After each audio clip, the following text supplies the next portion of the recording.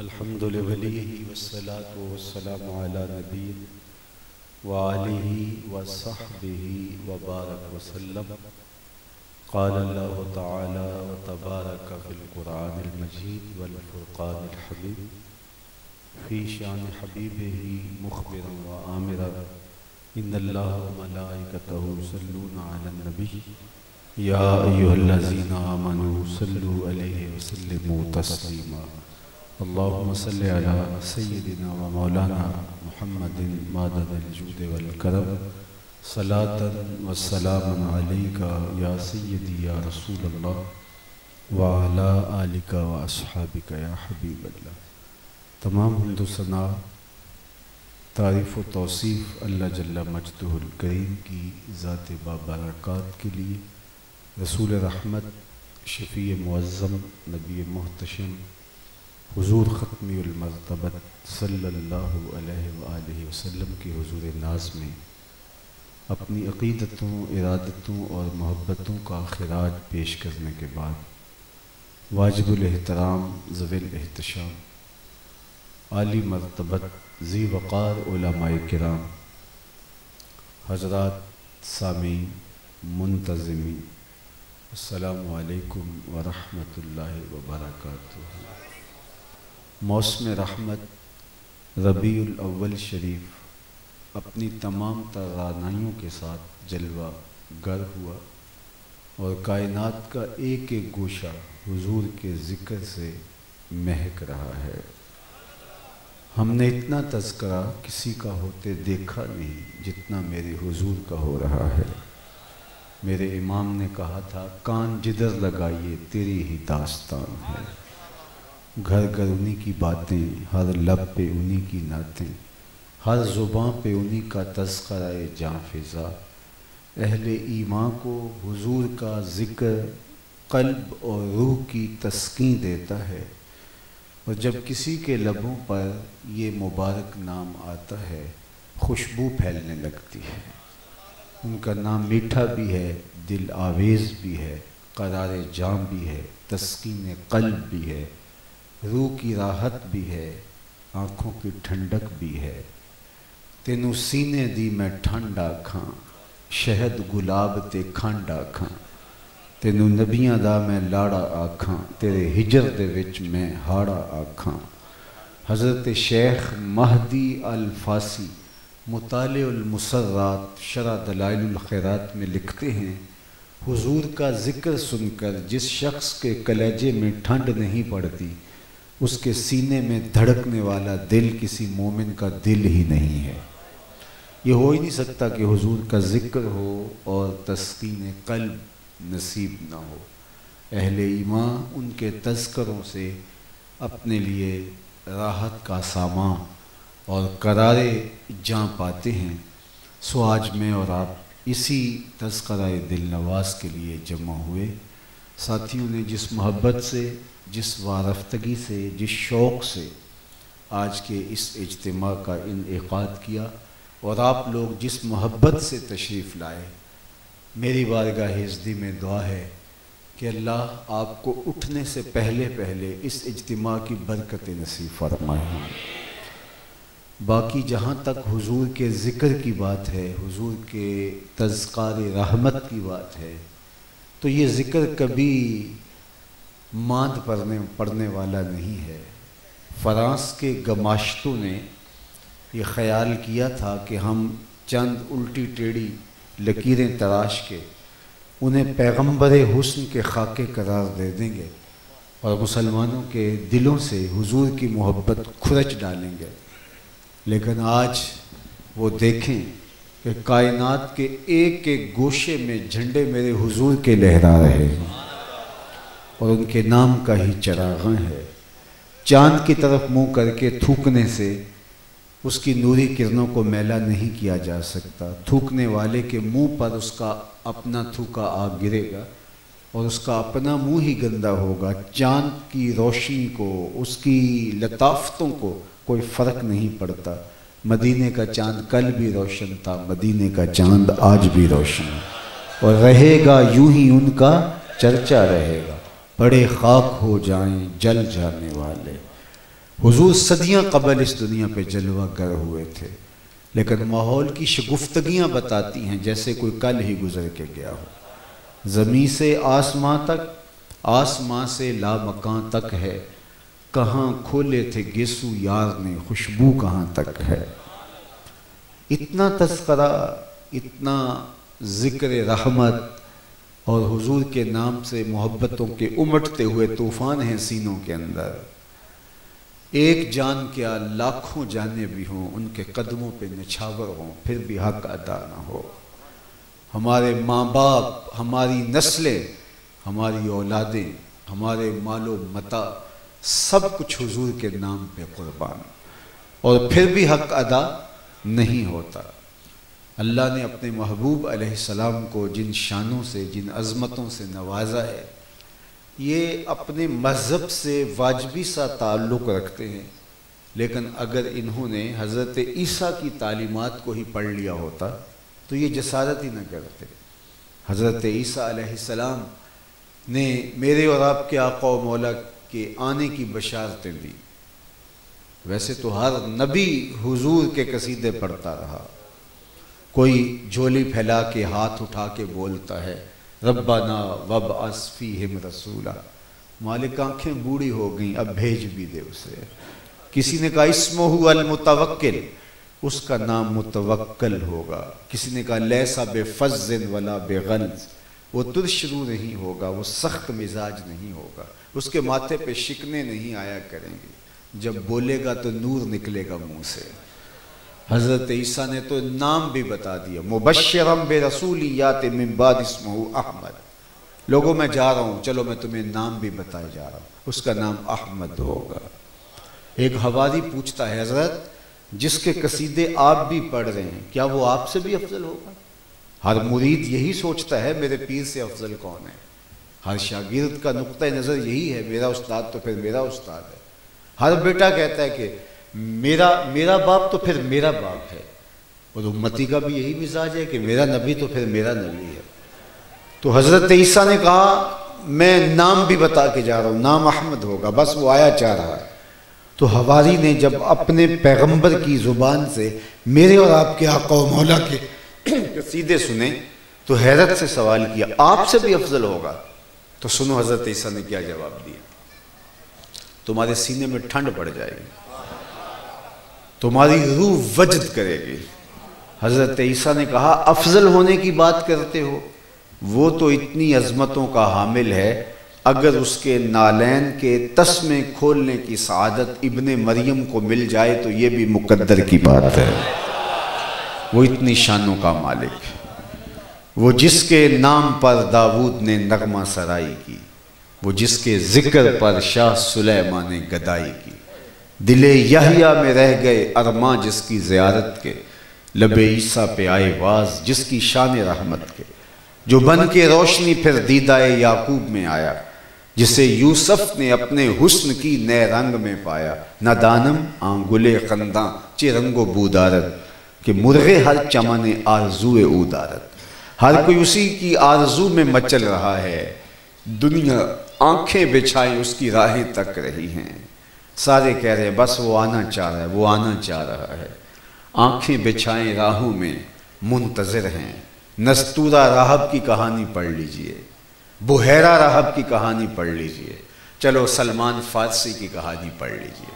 350 سال زندگی پائی ہے، صحابہ میں سب سے طویل العمر ہے۔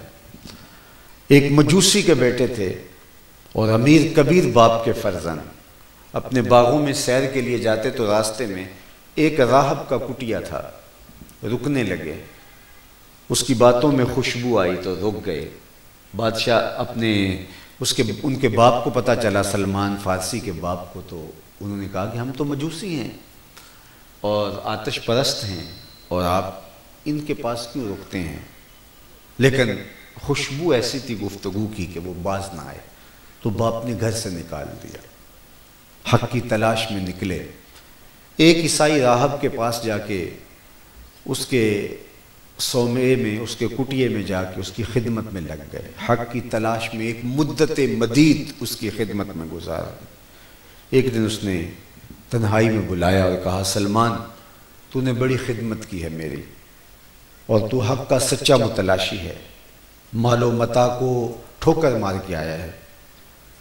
اب میرا وقت آخر آ گیا ہے، میری تدفین کے بعد غموریا چلے جانا، وہاں کا ایک راہب ہے جو خدا رسیدہ ہے اور تمہیں اس سے خیر مل جائے۔ کہتے ہیں وہ واقع انتقال کر جاتا ہے اور میں تدفین کے بعد غموریا چلا گیا، اس نشان کا پادری مجھے مل گیا اور میں جا کے اس کی خدمت کرنے لگا۔ وہ واقعی خدا رسیدہ تھا، ایک مدت اس کی خدمت کرتا رہا۔ ایک دن اس نے بھی مجھے تنہائی میں بلایا، کہا میرا وقت آخر بھی آ گیا ہے اور کوئی ایسا شخص عیسائیت میں نہیں رہا جس کے پاس میں تجھے بھیج سکوں، لیکن تو نے میری خدمت کی ہے تو میں راز کی بات بتا دیتا ہوں، اور وہ یہ کہ نبی آخر الزمان کی ظہور کا وقت آ گیا ہے اور وہ ہجرت کر کے یثرب آئیں گے۔ میری تدفین کے بعد تو یثرب جا کے انتظار کرنا، تجھے مل جائیں گے۔ میں نے کہا کہ سلمان فارسی کہتے ہیں میں نے کہا کہ میں نے در در کی خاک چھانی ہے، کہاں کہاں سے حق کی تلاش میں کہاں کہاں کی ٹھوکریں کھائیں، تو کہیں ایسا نہ ہو کہ کوئی اور شخص دعویٰ کرے اور میں اس کی باتوں میں آ جاؤں اور حق سے محروم ہو جاؤں۔ اس نے کہا نہیں، میں نشانیاں بتا دیتا ہوں۔ میں نے کہا جی، تو اس نے کہا 3 نشانیاں ہوں گی پیغمبر آخر زمان کی۔ ایک تو وہ صدقہ قبول نہیں کرے گا، دوسری نشانی یہ ہے کہ وہ ہدیہ رد نہیں کرے گا، اور تیسری نشانی یہ ہے اس کے 2 کندھوں کے درمیان مہر نبوت ہوگی۔ کہا میں اس کی تدفین کے بعد یثرب جانے والے قافلوں کی تلاش میں نکلا، تو خیر ایک قافلہ مجھے مل گیا، میں ان کے ساتھ ہو لیا۔ انہوں نے مجھے تنہا سمجھ کر گرفتار کر لیا اور اپنا غلام بنا لیا، لیکن مہربانی کی کہ بیچا جا کے مدینے میں۔ اللہ اکبر! اقبال کہتا ہے تیری غلامی پہ قرباں 1000 آزادی۔ ایک یہودی نے مجھے خرید لیا اور اپنے باغ میں کام کاج کے لیے لگا دیا۔ میں کبھی گوڈی کرتا، کبھی پانی ڈالتا، کبھی درختوں کی کانٹ چھانٹ کرتا، کبھی پھل توڑتا، صبح سے شام تک یہی وظیفہ۔ لیکن میں انتظار میں تھا کہ وہ لمحے آئیں جس کے لیے میں نے غلامی بھی قبول کی، وطن مالوف بھی چھوڑا، ماں باپ کا گھر بھی چھوڑا، ہنستے بستے باغ بھی چھوڑے، کبھی عرش پر کبھی فرش پر، کبھی ان کے در کبھی در پر در۔ غم عاشقی تیرا شکریہ میں کہاں کہاں سے گزر گیا۔ کہا کہ میں شدت سے منتظر تھا ان لمحوں کا اور وقت گزرتا چلا جا رہا تھا۔ ایک دن میں کھجور پہ چڑھ کے پھل توڑ رہا تھا کہ ہواؤں میں خوشبو پھیل گئی اور طلع البدر علینا کی آوازیں آنے لگی۔ میں سمجھ گیا کہ نبی آخر زمان کے ظہور کا وقت آ گیا ہے، تو میں نے جلدی سے چھلانگ لگائی اور بھاگ نکلا۔ میرے آقا نے سمجھا شاید غلام بھاگ گیا، اس نے دوڑ کے مجھے پکڑ لیا۔ تو میں نے کہا یہ جسم تیرا ہی غلام ہے لیکن دل نوکر کسی اور کا ہے۔ میں نے کچھ کھجوریں لے لی تھی صدقے کی نیت سے اور جا کے میں نے حضور کو پیش کی، تو آقا کریم نے فرمایا ہم نبی صدقہ قبول نہیں کرتے۔ کہا ایک نشانی پوری ہوگی، لیکن حضور کا چہرہ سب سے بڑا نشان تھا۔ میں بے تاب تھا اور مجھ سے رکا نہیں جا رہا تھا، جی چاہ رہا تھا ابھی حضور کے ہاتھوں پہ بیعت کر لوں، لیکن سفر میں نے بھی بڑا کاٹا تھا۔ میں نے کہا چلو دوسری نشانی تیسری نشانی بھی دیکھ ہی لوں۔ کچھ دن ڈال کے میں کھجوریں لے کر آیا اور میری نیت ہدیہ کی تھی، میں نے پیش کی، حضور نے قبول فرما لی۔ اب تیسری نشانی پورے ہوتے ہوئے وقت لگ رہا تھا، کوئی لمحہ کوئی وقت میسر نہیں آ رہا تھا کہ میں مہر نبوت دیکھ سکوں۔ ایک دن میں باغ میں تھا کہ حضور تشریف لے آئے اور آپ نے اپنے مبارک کندھے پہ چادر ڈال رکھی تھی، ہلکی ہلکی ہوا چل رہی تھی اور میں حضور کے پیچھے پیچھے ہوتا تھا۔ میری آرزو یہ تھی کہ ہوا کا کوئی جھونکا آئے اور یہ چادر اڑے اور میں مہر نبوت کو دیکھ لوں۔ تو آقا کریم میرے ارادہ قلب سے آگاہ ہوئے، فَأَلْقَى إِلَيَّ رِدَاءَهُ، حضور نے چادر اتار کے میری جانب پھینکی اور پھر کمر کو خم دے کے میری جانب کرتے ہوئے فرمایا انظر الی ما امرت بہ، اس پادری نے جو بتایا تھا دیکھ لے۔ تو کہا میں نے دیکھا کہ حضور کے 2 کندھوں کے درمیان مہر نبوت تھی۔ آگے بڑھا اور حضور کے ہاتھوں پہ بیعت اسلام کر لی۔ اللہ اکبر! اب حضور نے شناخت دی، آغوش رحمت میں سمیٹا اور فرمایا سلمان من اہل البیت، سلمان میرے اہل بیت سے ہے، شناخت دے دی۔ کوئی حضرت سلمان فارسی سے پوچھتا کہ تمہارا نسب نامہ کیا ہے، تمہارا نام کیا ہے، تمہارے باپ کا نام کیا ہے، تو وہ کہتے سلمان بن اسلام، میں سلمان ہوں اسلام کا بیٹا، یہی میری پہچان ہے، یہی میری معرفت ہے، یہی میرا نسب نامہ ہے۔ مجھے آغوش رحمت میں پناہ دی اسلام نے، مجھے اپنے اہل بیت میں شامل کیا آمنہ کے لال نے، مجھے عزت دی اسلام نے، میری عزتوں کا ظرف اسلام ہے۔ اللہ اکبر۔ تو اسلام نے پہچان دی، اسلام نے معرفت دی، اسلام نے عزت دی۔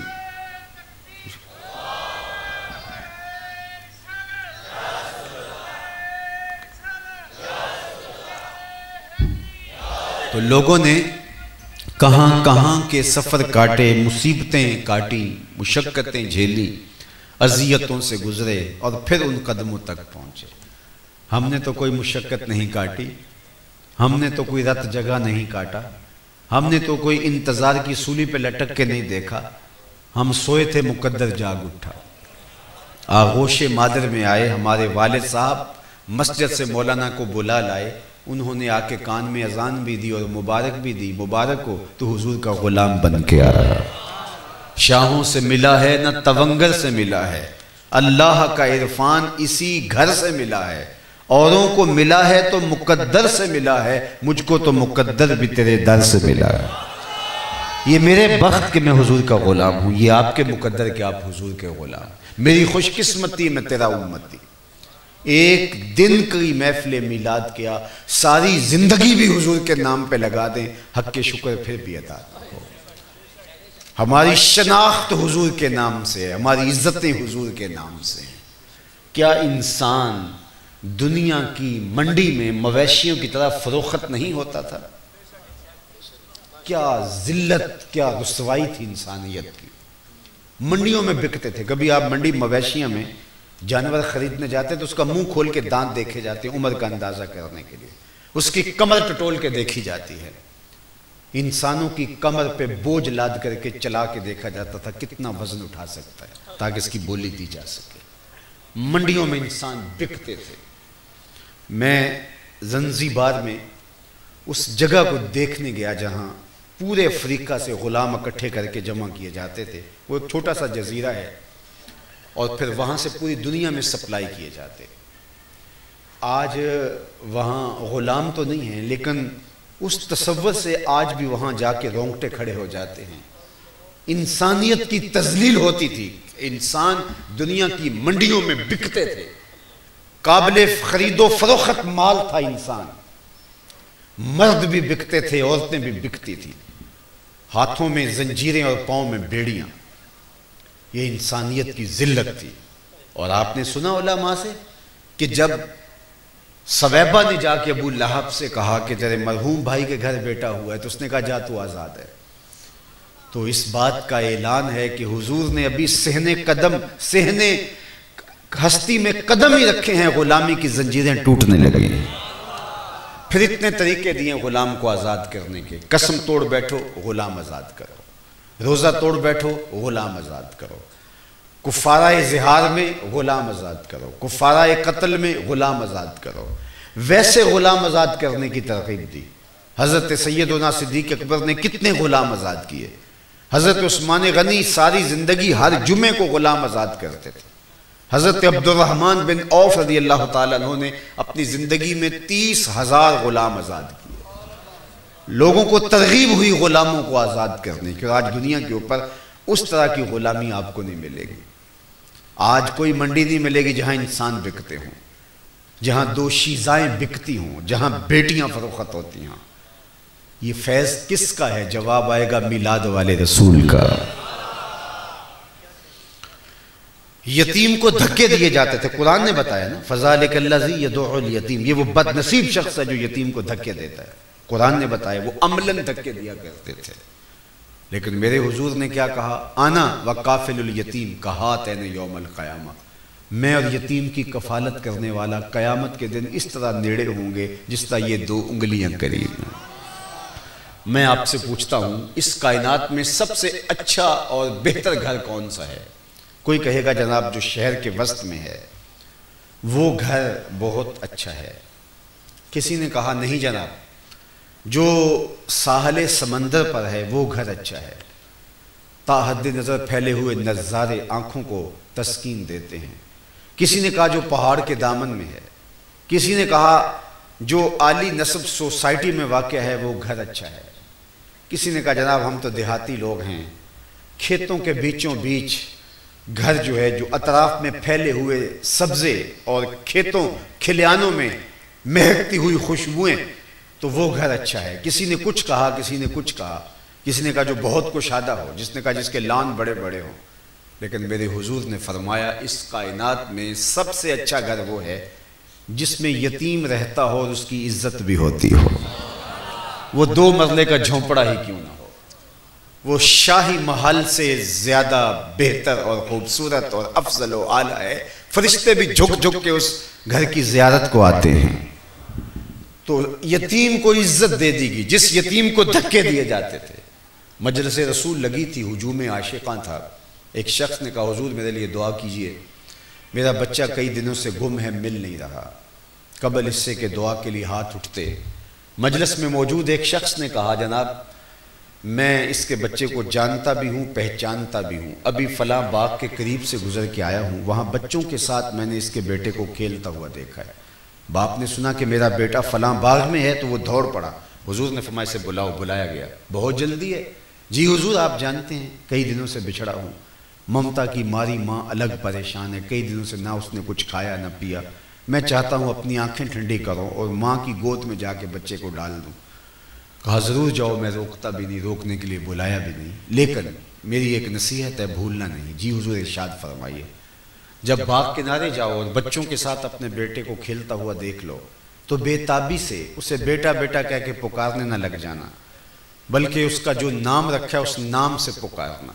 عرض کی حضور میرا بیٹا ہے, اگر بیٹا کہہ کے پکاروں تو حرج بھی کیا ہے؟ فرمایا تم کئی دنوں سے بچھڑے ہو, تمہارے لہجے میں بلا کا رس ہوگا اور تم نہیں جانتے, ہو سکتا ہے کھیلنے والوں میں کوئی یتیم بھی کھیل رہا ہو. اور جب تم اپنے بیٹے کو بیٹا کہہ کے پکارو گے تو اس کا دل پسیج جائے گا, آج میرا باپ ہوتا تو مجھے بھی یوں شفقت سے بیٹا کہہ کے پکارتا. تو کہا یہ شوق گھر جا کے پورا کر لینا. یہ میرے حضور کا دیا ہوا دین ہے. بیوہ کے سامنے اپنی بیوی سے ملاطفت نہ کرنا روکا گیا. غریب کے سامنے اپنی دولت کی نمائش نہ کرنا, بلکہ فرمایا اپنے گوشت کی خوشبو سے غریب ہمسائے کو تکلیف نہ دینا. یا تو تھوڑا سا پانی زیادہ ڈال لو اور شوربے کی ایک پیالی ہمسایوں کے گھر بھی بھیج دو. اور اگر ایسا نہیں کر سکتے تو ایسے زاویے میں ایسے وقت میں کھانا پکاؤ جب غریب کے بچے سو چکے ہوں یا ان تک خوشبو نہ پہنچے. بچے ہیں ضد کر بیٹھے, غریب باپ ضد پوری نہ کر سکتا ہوا, ان بلکتے ہوئے بچوں کے آنسو کون پوچھے گا؟ وہ کیا کسی نے کہا تھا دوپہر کو سلا دیتی ہے بچوں کو وہ اس ڈر سے گلی میں پھر کھلونے بیچنے والا نہ آ جائے. ان لوگوں کے درد کو کون سمجھا ہے آمنہ کے لال کے علاوہ؟ یتیم کی نزاکت قلبیہ کا کسی نے اتنا لحاظ کیا ہے جتنا آمنہ کے لال نے کیا ہے؟ کسی نے اس کی رقاقت قلبیہ کا یوں لحاظ کیا ہے جتنا میلاد والے رسول نے کیا ہے؟ تو کیا ظالم و محبوب کا حق یہ تھا کہ خاکے تراشے جائیں؟ جس نے شفقتیں بانٹی, انسانیت کو انسانیت کا درس دیا, غلامی کی زنجیریں توڑ دی, پستیوں سے انسانوں کو اٹھا کے اوج ثریا کی بلندیوں تک پہنچایا. وہ غلام جو آقا کا جوتا دھوپ سے اٹھا کے چھاؤں میں رکھے, آقا اس پہ بھی کوڑے مارے. میرے حضور معراج سے واپس پلٹیں اور کہیں بلال تو کون سا نیک عمل کرتا ہے, میں نے جنت میں تیرے قدموں کی آہٹ سنی ہے. کیا خیال ہے سے ایک جملے نے دور غلامی کی ساری تھکن اتار نہیں دی ہوگی؟ یہ میرے حضور ہیں, یہ رحمت للعالمین ہیں, یہ میلاد والے نبی ہیں. حضور پر ہماری جانیں قربان, ہمارے ماں باپ قربان, ہماری نسلیں فدا ان کے نام پر. ہم ساری زندگی بھی ان کے نام کی پکار کرتے رہیں, حق پھر بھی ادا نہ ہو. ہمارے بدن پہ اتنے بال نہیں ہیں جتنے رسول اللہ کے احسانات ہیں. ہمارا بال بال قرض رسالت میں جکڑا ہوا ہے، تو کیا اس رسول کا یہ حق تھا کہ چوراہوں کے اندر الٹی ٹیڑھی لکیریں تراش کر کے خاکے بنا کر کے لٹکا دیے جائیں؟ تم تو جانے قربان کر دو پھر بھی حق ادا نہ ہو۔ لیکن یہ امتحان اس امت کا ہے۔ دیکھو حضور کے خاکے تو ہو ہی نہیں سکتے، خاکے تو خاکیوں کے ہوتے ہیں، جو پیکر نور ہو اس کے خاکے کون تراشے گا؟ اس محبوب کا تو سایہ بھی نہیں تھا، خاکے کہاں سے آئیں گے؟ ہمارا غصہ یہ ہے کہ تم کسی اور کے خاکے تراش کر کے منسوب کیوں کر رہے ہو ادھر؟ باقی رہی بات حضور کی تو ممکن ہی نہیں ہے۔ رخ مصطفیٰ ہے وہ آئینہ، اب اس سا دوسرا آئینہ، نہ کسی کی بزم خیال میں نہ دکان آئینہ ساز میں۔ سوچا ہی نہیں جا سکتا تو تراشا کیسے جا سکتا ہے؟ تصور بھی نہیں ہو سکتا۔ جنہوں نے دیکھا ہے وہ بھی کہتے ہیں ہمارے بس کا روگ نہیں ہے۔ حضرت عمر بن عاص رضی اللہ تعالیٰ عنہ کو لوگ ملنے گئے تو وہ چارپائی پہ لیٹے تھے، ان کے آخری لمحے تھے زندگی کے، تو وہ دیوار کی طرف منہ کر کے رونے لگے اور پھر آنے والوں کی طرف رخ کیا تو کہا کہ اگر تم مجھ سے یہ پوچھنے آئے کہ حضور کیسے تھے، لو سئلت ان آصفہ ما اتقتو، اگر یہ پوچھنا چاہتے ہو کہ ہمیں حضور کے بارے بتاؤ حضور کیسے تھے، تو اللہ کی قسم میرے میں ہمت ہی نہیں کہ بیان کر سکوں۔ یہ وہ کہہ رہے ہیں جنہوں نے شام سویرے دیکھا، وہ کہتے ہیں ہمارے اندر ہمت ہی نہیں ہے کہ ان کا حلیہ بیان کر سکیں، ان کا جمال بیان کر سکیں، ہمارے اندر طاقت ہی نہیں ہے، تو خاکے ان کے کیسے تراشے جا سکتے؟ یہ کسی اور کی تصویریں تراش رہے ہیں، لیکن ہمارا غصہ کہ ہمارے آقا سے منسوب کیوں کر رہے ہو؟ آقا کریم علیہ السلام کی خدمت میں صحابی آئے تو انہوں نے کہا کہ جناب یہ مذمم کہہ کے گالیاں دے رہے ہیں۔ صحیح بخاری اٹھائیے، حضرت ابو ہریرہ سے مروی ہے۔ قریش آپس میں بیٹھے انہوں نے کہا یار عجیب کہانی ہے، تم محمد بھی کہتے ہو اور عیب بھی لگاتے ہو، ایک بات کرو نا، تم تو اہل زبان ہو، تمہیں تو پتا ہے کہ محمد کا معنی کیا ہوتا ہے؟ صلی اللہ علیہ، محمد کا معنی الذی یحمد حمدا بعد حمد مرتن بعد مرتن کرتن بعد کرتن۔ محمد وہ ہوتا ہے جس کی بار بار تعریف کی جائے، قلم ٹوٹ جائیں تعریف ختم نہ ہو، روشنائیاں سوکھ جائیں تعریف ختم نہ ہو، کاغذ ختم ہو جائیں تعریف ختم نہ ہو، تعریف کی اپنی تعریف ختم ہو جائے، محمد وہ ہوتا ہے جس کی تعریف ختم نہ ہو، بار بار تعریف کی جائے، بار بار تعریف کی جائے، تعریف ختم نہ ہو۔ تو کہا الذی یحمد حمدا بعد حمد، عجیب لوگ ہو تم یار، محمد بھی کہتے ہو عیب بھی لگاتے، ایک بات کرو نا، کوئی کہے کہ گلاب خوبصورت نہیں ہوتے تو عجیب بات ہے، کوئی کہے شہد میٹھا نہیں ہوتا تو عجیب بات ہے، کوئی کہے چاند روشن نہیں ہوتا تو عجیب بات ہے۔ کہا یا محمد کہنا چھوڑ دو یا عیب لگانا چھوڑ دو۔ کہا ٹھیک ہے آج کے بعد محمد نہیں کہیں گے، چونکہ ہم اہل زبان ہیں، ہم جانتے ہیں محمد کا معنی کیا۔ آج کے بعد انہوں نے کہا کہ ہم مزمم کہیں گے، استغفر اللہ نام یوں رکھ لیے۔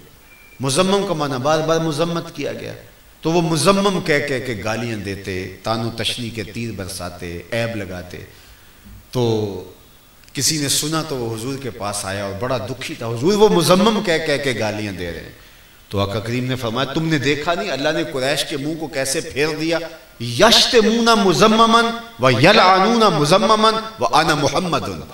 وہ فرمایا کسی مزمم کو گالیاں دے رہے ہیں، میرے رب نے مجھے محمد بنایا۔ یہ پتہ نہیں کس کے خاکے تراش رہے ہیں، میرے محبوب کا تو سایہ بھی نہیں تھا، اور جس کا سایہ بھی نہ ہو اس کا ثانی کہاں سے ڈھونڈو گے؟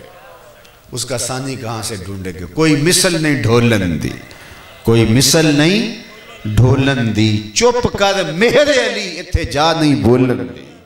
وہ جمال دیا۔ ابو ہریرہ بولے کل قمر لیلۃ البدر لم ارا قبلہ ولا بعدہ مثلہ۔ کیا پوچھتے ہو، 14ویں رات کا چمکتا ہوا چاند تھے میرے حضور۔ پھر کہا نہیں نہیں نہیں، حضور جیسا نہ پہلے دیکھا نہ بعد میں دیکھا۔ حسان بن ثابت رضی اللہ تعالیٰ عنہ پاس بیٹھے تھے، کہا دیکھتے کیسے؟ کسی ماں نے جنم دیا ہوتا تو دیکھتے۔ خدا نے وہ سچائی پن چھڑیا جدے وچ محمد نو ڈالیا سی۔ حسینہ جمیلہ دا منہ موڑ دیتا، محمد بنا کے قلم توڑ دیتا۔ مثل او در عالم امکان متصور نیست، حضور کی مثل بزم عالم میں ممکن ہی نہیں ہے۔ وہ پیکر تراشا، وہ جمال دیا، وہ خوبصورتی دی، دیکھنے والے کہا کرتے ہیں اللہ اللہ۔ یاد آتا ہے خدا دیکھ کے صورت تیری۔ حضرت امام زرقانی نے لکھا کہ ایک دن حضور سیر کرتے کرتے باہر مدینے سے تشریف لے گئے، ایک چراگاہ میں اونٹ چر رہے تھے، ایک سرخ رنگ کا اونٹ حضور کو پسند آ گیا۔ حضور اہل قافلہ سے ملے اور کہا یہ بیچتے ہو؟ انہوں نے کہا جی بیچتے ہیں۔ کتنے کا؟ اتنے کا۔ سودا طے ہو گیا۔ فرمایا میں اپنے شہر جا کے اس کی قیمت تمہیں بھیج دیتا ہوں، میں تاجرانہ غرض سے تو آیا نہیں تھا۔ انہوں نے کہا ہمیں منظور ہے۔ حضور اونٹ لے کے چل دیے اور وہ حضور کو دیکھتے رہے۔ جب نظروں سے اوجھل ہو گئے تو دل پہ ہاتھ رکھ کے کھڑے ہو گئے۔ تھوڑی دیر بعد سکتے سے باہر آئے اور ایک دوسرے سے پوچھنے لگے یار یہ جو شخص اونٹ لے گیا ان میں اس کو کوئی جانتا ہے؟ انہوں نے کہا ہم تو نہیں جانتے۔ کہا اچھا کوئی پتہ پوچھا ہو؟ انہوں نے کہا بس ہم نے تو کوئی پتہ نہیں پوچھا۔ کہا قیمتی اونٹ دے دیا اور پتہ بھی نہیں پوچھا؟ جب کسی کو نقد سودا دیں تو آپ اسے جانتے ہوتے ہیں، نہ جانتے ہوتے ہیں، کوئی فرق نہیں پڑتا، لیکن جب کسی کو ادھار دیں تو یا آپ اسے جانتے ہوتے ہیں یا درمیان میں کوئی ضامن ہوتا ہے یا وہ کوئی چیز گروی رکھتا ہے۔ کہا وہ شخص آیا اونٹ لے گیا، ادھار لے گیا، تم جانتے نہیں، اس نے کوئی شے گروی بھی نہیں رکھی، کوئی درمیان میں ضامن بھی نہیں ہے، اگر وہ قیمت نہ دینے آیا کون ذمہ دار ہے؟ یار کوئی اس کا پتہ ہی پوچھ لیتا۔ ایک بولا یار جب وہ باتیں کرتا تھا منہ سے پھول جھڑتے تھے۔ اذا تکلم رؤیا کالنور یخرج من بین ثنایاہ۔ دوسرا بولا یار جب مسکراتا تھا سامنے والے پہاڑوں پہ عکس پڑتا تھا۔ اذا ضحک یتلالع فی الجدر۔ ایک بولا یار میں تو اس کی زلفوں کے پیچ و خم میں ہی کھو گیا۔ ایک بولا میں تو اس کی آنکھیں ہی دیکھتا رہ گیا۔ کیا خوب سجن دیاں اکھیاں نے، کیا خوب سجن دیاں اکھیاں نے، جویں پر کے سرائیاں رکھیاں نے۔ تو اجے میرا یار نہیں ڈٹھا جنوں ویکھ کے چند شرماوے، ادھی راتی دن چڑھ جاوے جیو رخ تو نقاب اٹھاوے، تے جیو نکلے سیر کرنوں سارا گلشن سیس نواوے، اتے دھرتی لف لف جاوے جے ہاتھ پھلاں وچ رکھدا ہاتھ پھلاں تو ود جاوے، نین نشیلے مست رسیلے وچ سونا کجل سہاوے، اکھ اگڑے تے انج پیا جاپے جویں میں خانہ کھل جاوے، توبہ توبہ حسن سجن دا چال نہ چلی جاوے، بجلی ڈر دی لشک نہ مارے متاں بے ادبی ہو جاوے، علم خدا نے اینا دتا عقلاں وچ نہ آوے، عقل خدا نے اینی دتی علماں وچ نہ آوے، کی اعجاز نظر وچ او دی جو آوے وک جاوے، خلق او دے نے مولئی دنیا کوئی ورلائی جان بچاوے، آزم ایڈا سونا ماہی سانو کدھرے نظر نہ آ۔ انہوں نے کہا جو بھی ہوا تم اس کے حسن میں کھو گئے اور وہ اپنے حسن کا جادو جگا کے قیمتی اونٹ ہتھیا کے تم سے لے گیا۔ امام زرقانی نے لکھا کہ جب انہوں نے کہا کہ وہ قیمتی اونٹ ہتھیا کے لے گیا تو اب تک خاموش بیٹھی قافلے کے سردار کی بیوی نے خیمے کا پردہ سرکایا اور ان سے مخاطبت کرتے ہوئے کہا انا ضامنۃ للثمن جملکم لا یقدر بکم، خبردار اس کے خلاف کوئی بات کی، اگر وہ قیمت نہ دینے آیا تو میں ضامن ہوں، مجھ سے قیمت لے لینا۔ انہوں نے کہا اچھا تو اسے جانتی ہے؟ کہا واللہ میں بھی نہیں جانتی۔ تو کہا پھر ضمانت کاہے کو دے رہی ہے؟ اس نے کہا جب تم سودا کر رہے تھے خیمے کی اوٹ سے میں نے اس کا چہرہ دیکھا تھا، اور جس کا چہرہ اتنا سونا ہو وہ جھوٹ بول ہی نہیں سکتا ہے۔ تھوڑی دیر کے بعد حضور علیہ السلام کے غلام آئے، کہا اہل قافلہ کون ہیں جن سے ہمارے آقا نے اونٹ خریدا تھا؟ تو انہوں نے کہا جناب ہم۔ کہا یہ کھجوریں حضور نے آپ کی ضیافت کے لیے بھیجی اور یہ رہی آپ کی قیمت۔ انہوں نے کہا کہ قیمت کیا لیں گے، ہم تو خود بک گئے ہیں، ہمیں بتائیے وہ پیارا رہتا کہاں ہے؟ تو انہوں نے کہا یہ جو نخلستان دکھائی دے رہا ہے، کھجوروں کا جھنڈ جسے مدینہ کہتے ہیں، یہی پیارے کا ڈیرہ اور وہی ان کا بسیرا ہے۔ امام زرقانی نے لکھا ہے کہ اس قبیلے کے سردار کا نام طارق تھا، اس وجہ سے اس کو وفد طارق کہا جاتا ہے۔ یہ وہاں سے اٹھا اور حضور کے قدموں میں آیا اور آقا کریم علیہ السلام کی غلامی اختیار کر لی، تیری تک کے ادامہ میں مرید ہو گئی۔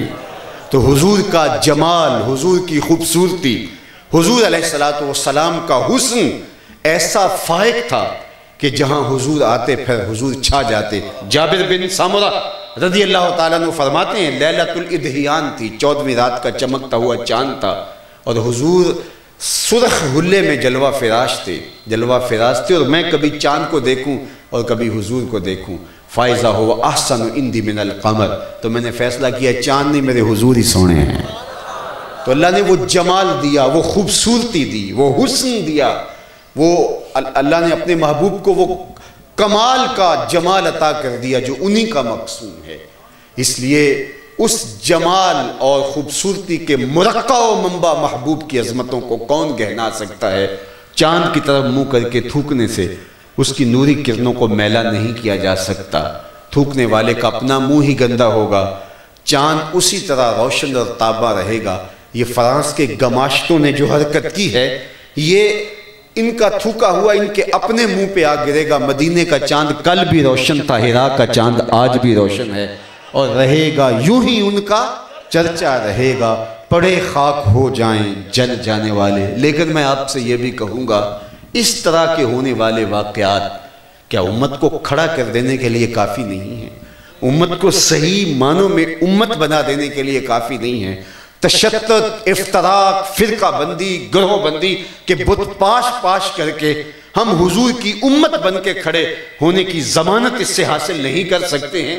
جب پوری دنیا کا کفر ملت واحدہ بن کے اسلام کے خلاف سازشوں میں لگا ہوا ہے، تو کیا امت کو حضور کے قدموں میں نہیں آ جانا چاہیے اور آقا کریم علیہ السلام کے طریقہ زندگی کو اپنی روحوں میں جذب نہیں کر لینا چاہیے؟ کیا ہمارے لیے صرف اتنا کافی ہے کہ ہم کہلائیں کہ ہم مسلمان ہوں، ہمارا عمل، ہمارا رویہ، ہمارا طرز زندگی، ہمارا انداز معاشرت اس کی مطابقت میں نہ ہو؟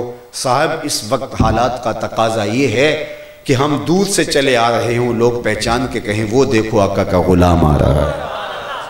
ہمارے وعدے، ہمارا طرز زندگی، ہمارا انداز معاشرت، ہمارے انداز سیاست، ہماری گھریلو زندگی، ہماری کاروباری زندگی، ہماری خانگی زندگی، ہماری ازدواجی زندگی، ہمارے شب و روز حضور کی محبت کے سانچے میں یوں ڈھل جائیں کہ پتہ چلے یہ حضور کا غلام ہے، یہ حضور کا نوکر ہے۔ اللہ اکبر! آقا کریم علیہ السلام کی محبت کا تقاضا یہ کہ حضور کا فرمان اور ہمارے لیے واضح حکم تو حکم رہا، محب تو محبوب کی منشا کو بھی پا لیتا ہے کہ محبوب کی منشا کیا ہے۔ مدینہ المنورہ کی ایک گلی سے حضور گزر رہے تھے تو ایک ایسا مکان بن رہا تھا جس طرز تعمیر کو حضور پسند نہیں کرتے تھے۔ رک کے پوچھا یہ کس کا مکان ہے؟ کہا فلاں انصاری صحابی کا۔ حضور نے کچھ نہیں کہا، گزر گئے۔ کسی نے اس کو بتایا حضور تیرے مکان کو دیکھا تھا، چہرے پہ آثار پسندیدگی نہیں آئے۔ اس نے کدال لیا اور مکان کو زمین کے برابر کر دیا۔ 2-4 دن گزرے، حضور کا پھر وہاں سے گزران ہوا تو دیکھا کہ ملبے کا ڈھیر پڑا ہوا ہے۔ فرمایا بلاؤ، بلایا گیا۔ کہا میں گزرا تھا، تیرا مکان دیکھا، آج ملبے کا ڈھیر دکھائی دے رہا ہے، کیا ہوا؟ جی میں گرا دیا۔ فرمایا کیوں؟ عرض کی سنا تھا آپ کو پسند نہیں۔ میں اور آپ دیکھیں ہمارا کیا کیا حضور کو پسند نہیں، سر سے لے کر پاؤں تک کیا کیا حضور کو پسند نہیں۔ ایک بحرین سے صحابی آئے اور حضور کو آ کے انہوں نے سلام کیا۔ حضور نے رخ پھیر لیا، سمجھے شاید اتفاقاً ہوا تو جدھر رخ کیا ادھر سے جا کے سلام کیا۔ حضور نے پھر رخ پھیر لیا، سمجھ گئے ناراضگی، لیکن یہ سمجھ نہیں پا رہے تھے ناراضگی کا سبب کیا ہے۔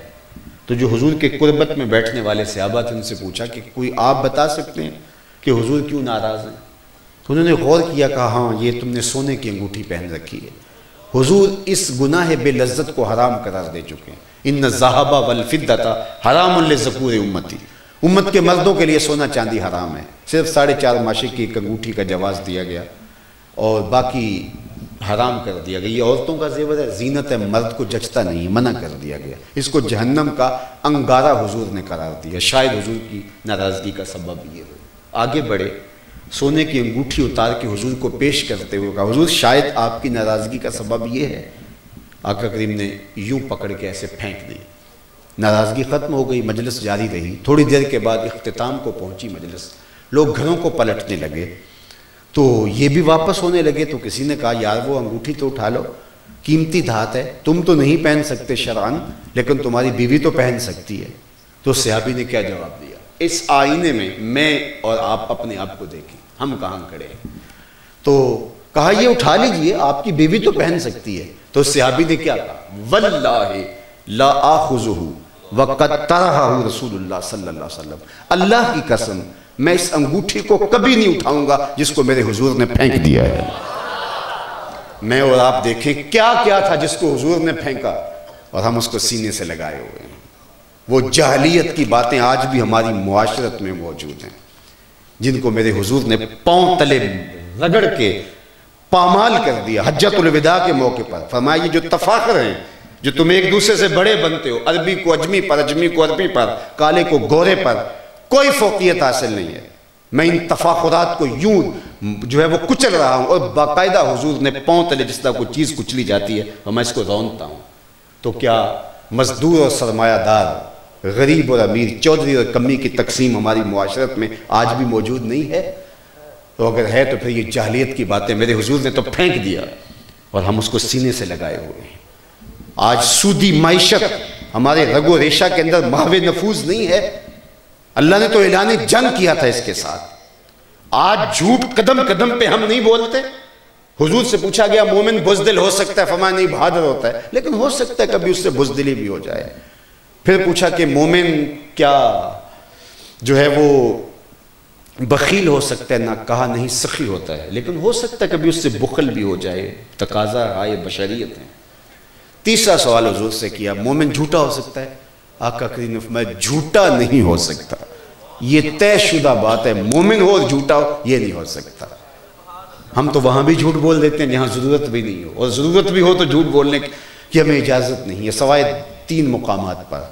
صلح کروانے کے موقع پر جہاں جان کا خدشہ ہو، یا توریہ کے طور پہ آپ بولیں، یا آپ کے کسی عضو کے کٹنے کا خطرہ ہو تو اس وقت حالت اکراہ کے اندر آپ بول سکیں، اس کے علاوہ تو اجازت ہی نہیں ہے۔ اور ہماری زندگی جھوٹ سے عبارت ہے، اور آج کہتے ہیں ہماری زندگیاں برکت سے خالی۔ برکت آئے گی کہاں سے؟ صحیح حدیث میں آتا ہے جب کوئی شخص جھوٹ بولتا ہے اس کے منہ سے بدبو نکلتی ہے۔ انسان تو نہیں سونگھ سکتے، رحمت کے فرشتے سونگتے ہیں، میلوں دور ہٹ جاتے ہیں۔ رحمت کے فرشتے تو ہمارے اطراف میں ہیں ہی نہیں، ہم نے تو اپنے اطراف میں گندگی اور غلاظتیں پھیلا رکھی ہیں۔ تو حضور سے محبت کا تقاضا یہ ہے کہ حضور کے نظام کو اپنی روحوں میں جذب کر لو۔ میرے استاد فرمایا کرتے تھے، آج پھر وہ جملہ بولتا ہوں، کہ یہ نہ ہو کہ لوگ تمہیں پوچھیں تم کون ہوتے اور تم بتاؤ کہ ہم مسلمان ہوتے ہیں۔ فرمایا کرتے تھے صاحب، نہ کسی کو پوچھنے کی نوبت آئے، نہ تمہیں بتانے کی ضرورت۔ تمہاری وضاقتہ، تمہارا طرز زندگی، تمہارا انداز معاشرت، تمہارا کاروبار، تمہارے وعدے اس انداز سے ہوں، تم دور سے آ رہے ہو، لوگ کہیں وہ دیکھو حضور کا غلام آ رہا ہے۔ نور آنکھوں میں تو چہروں پہ اجالے ہوں گے، مصطفیٰ والوں کے انداز نرالے ہوں۔ دنیا میں بھی ان کے دم سے مقدر چمکا، محشر میں بھی ان کی رحمت کے حوالے ہوں گے۔ یہ میرے رب کا عہد ہے، تم میرے رسول کے ہو کے دیکھو، زمانہ تمہارے قدموں میں رکھ دو۔ اقبال کے سارے کلام کا رس نچوڑیں تو خلاصہ یہ نکلتا ہے کہ محمد سے وفا تو نے تو ہم تیرے ہیں۔ یہ جہاں چیز ہے کیا، لوح و قلم تیرے، پھر قلم بھی تیرے ہاتھ میں دے دیں گے، تختی بھی تیرے ہی ہاتھ میں دے دیں گے، جو لکھنا ہوا خود ہی لکھ لینا، تیری تقدیر کے فیصلے کہیں اور نہیں ہوں گے، خدا بندے سے خود پوچھے گا بتا تیری رضا کیا ہے۔ لیکن شرط یہ ہے کہ وفا کا رشتہ حضور کے ساتھ مستحکم ہو۔ اللہ آپ کو سلامت رکھے، اپنی امان میں رکھے، اور ہم کو زندگی کی آخری سانس تک حضور کا وفادار رکھے۔ وآخر دعوانا ان الحمدللہ رب العالمین، والصلاة والسلام علی اشرف الانبیاء والمرسلین۔ اللہ اٹھے ہوئے ہاتھ کبھی بھی خالی نہ موڑے جائیں، پھیلی ہوئی جھولیاں رحمتوں سے بھر دی جائیں، محبوب کی غلامی میں زندگی سی میں موت عطا کر دی جائے، نفس و شیطان کے مکر و فریب سے، دجل و تلبیسات سے ہماری حفاظت کی جائے۔ اللہ جتنے لوگ آئے ہیں واپس گھروں میں پہنچنے سے پہلے آج کے اجتماع کی برکتیں ان کی روحوں میں ڈال دے، ان کے گھروں تک پہنچا دے۔ اللہ میرے وطن کی خیر فرما، میرے ملک کو امن کے اجالے دے دے، میرے ملک کو معیشت کا جمال عطا کر دے، معاشرت کا حسن عطا کر دے، صالحیت کا نور عطا کر دے، میرے ملک کی ہر حالت بہتر فرما دے، چپے چپے کی خیر فرما، نظریاتی اور جغرافیائی سرحدوں کی حفاظت فرما۔ اے اللہ پورے عالم اسلام کو ایسا غلبہ، طاقت، شوکت اور حشمت عطا کر کہ تیرے محبوب کی ناموس کی طرف کوئی میلی نظر سے دیکھنے کی ہمت بھی نہ کر سکے۔ وصلی اللہ تعالی علی النبی الامین وآلہ وصحبہ اجمعین۔ اللہ بیماروں کو شفا عطا دے، پریشان حالوں کو خوشحال کر دے، دکھیوں کے دکھ دور کر دے۔ اللہ اپنا خاص کرم ان کے شامل حال۔ وصلی اللہ تعالی علی النبی۔ سیکورٹی